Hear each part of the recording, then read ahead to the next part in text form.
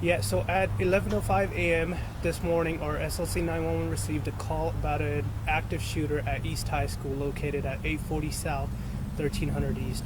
Our officers quickly responded in seconds, if not in minutes, if not seconds, and they quickly went inside the building and found that there was no evidence of a shooting, there were no injuries, and there hasn't been a gun found at this location right now.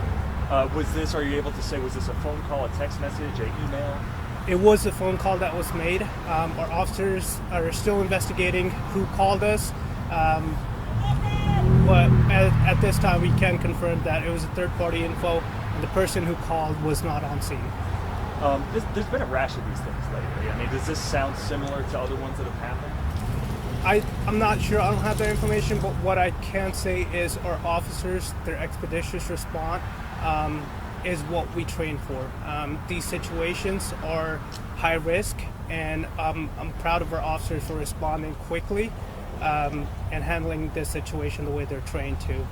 I'm sure there are things you guys probably can't divulge, but when you get on scene, how does this work when you get here for something like this? So for something like this, we're obviously looking for signs for a shooting, let's say. Like I mentioned before, there was no evidence of shots being fired at this location. Officers went inside the building, and there was no evidence of anyone being injured, no sound or anything like that. One thing I do want to mention that there was an SRO on scene at the school when this call came out, and they were able to confirm with the administration that there was no active shooting at this school. As far as how things were going inside, when something like this happens, does everyone just lock inside the classrooms? Was that the situation?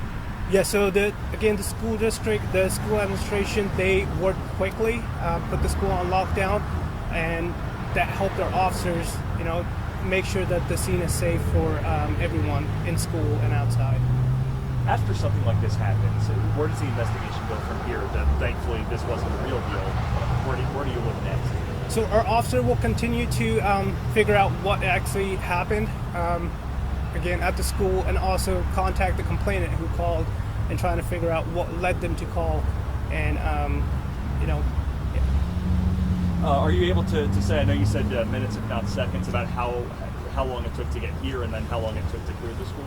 So I'm not sure of the exact number, but like I said before, there was an SRO already at the school, and officers were here within seconds.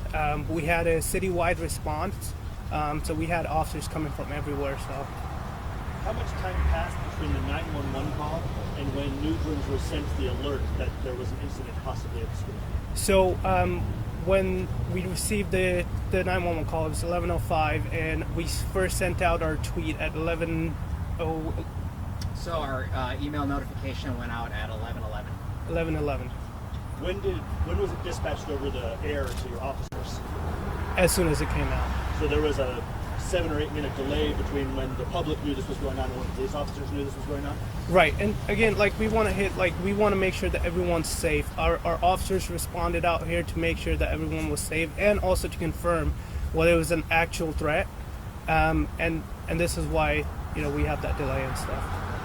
This is one of those situations where the media has to take the police word for it, since you've opted to encrypt your scanner traffic.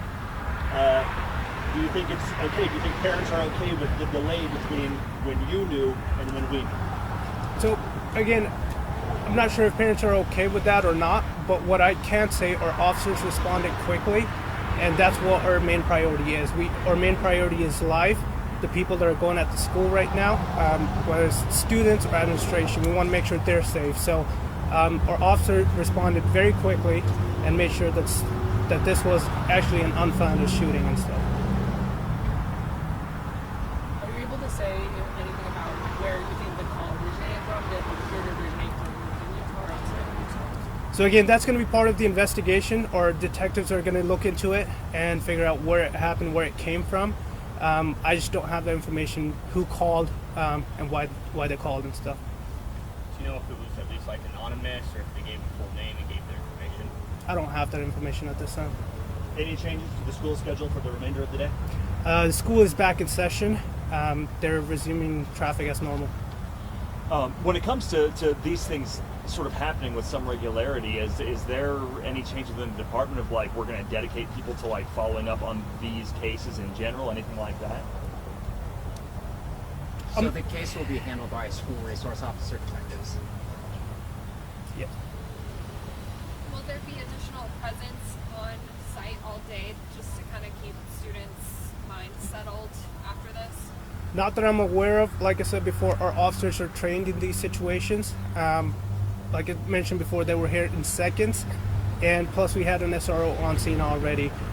We trained for these kind of situations. I was speaking with an SRO sergeant right now. They're continually training. We just had one a couple weeks ago for these kind of situations, and we're going to commit to it.